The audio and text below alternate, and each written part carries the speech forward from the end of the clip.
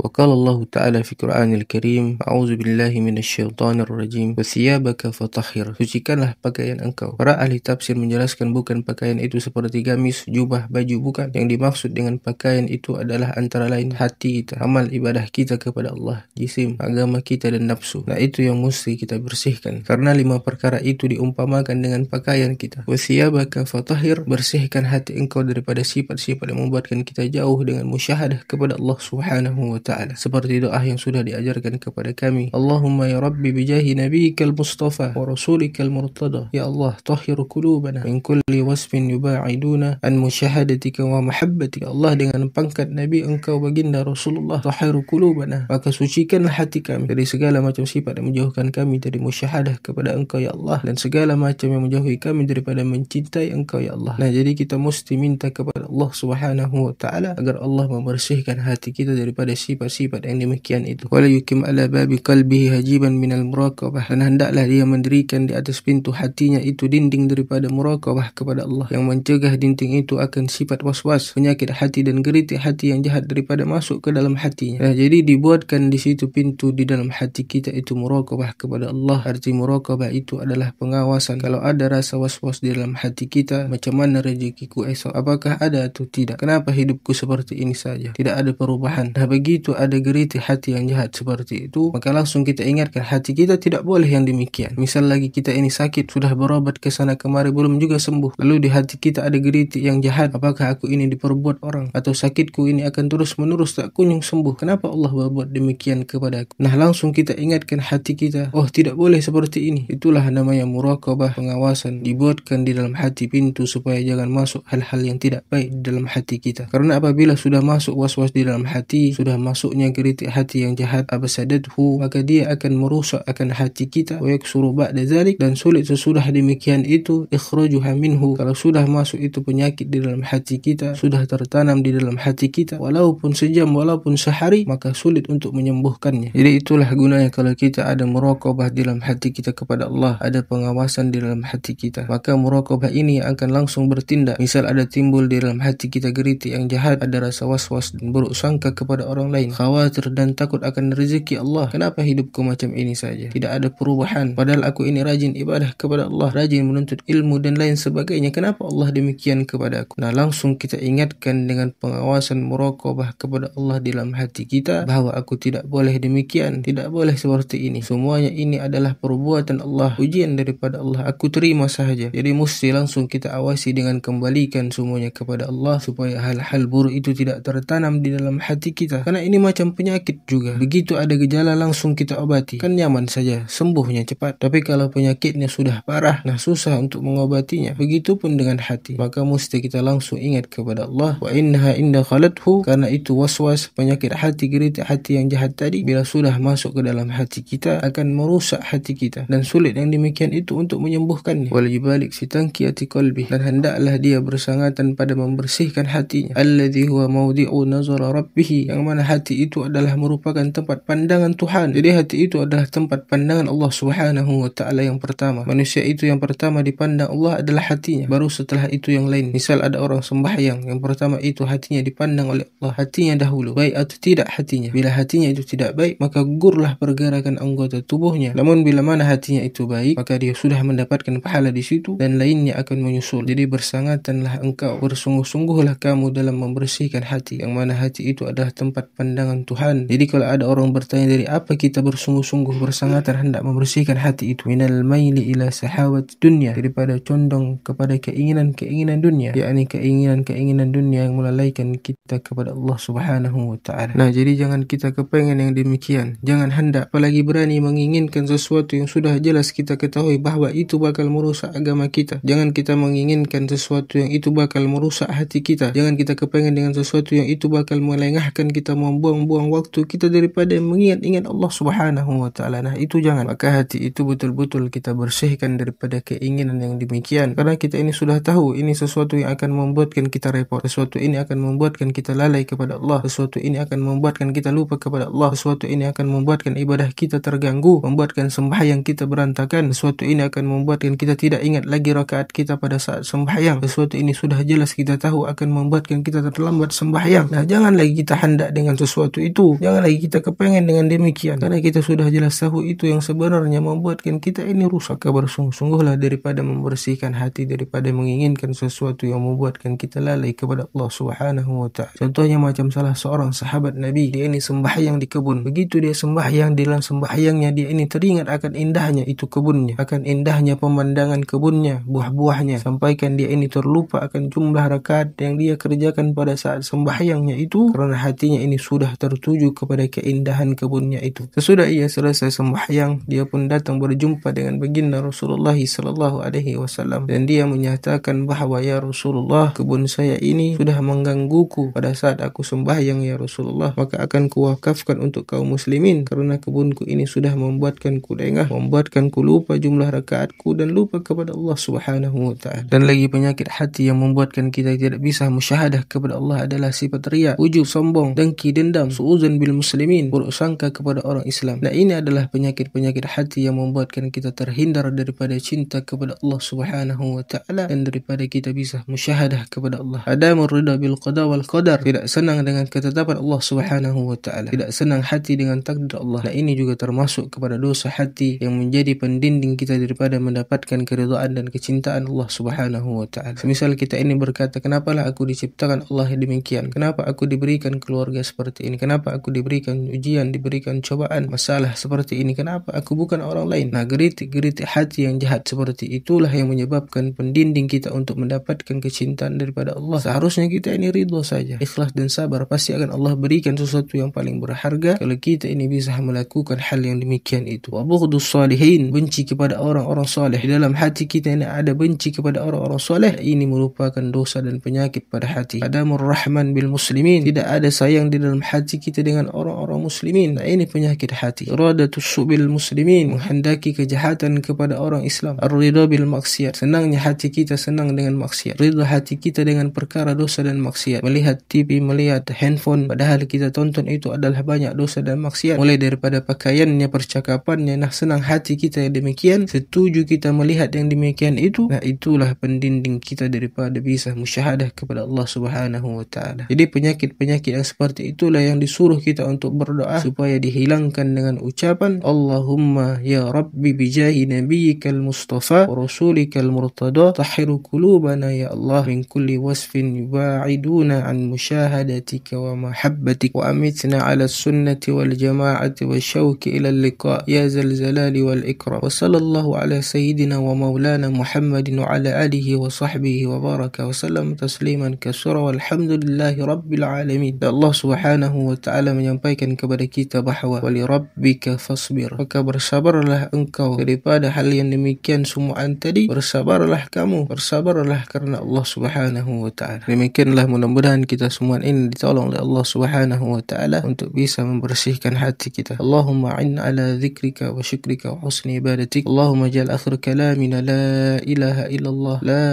ilaha illallah, la ilaha illallah Muhammadur Rasulullah sallallahu alaihi wasallam, wal afu minkum wal hadis siratullah siratul mustaqim. Assalamualaikum warahmatullahi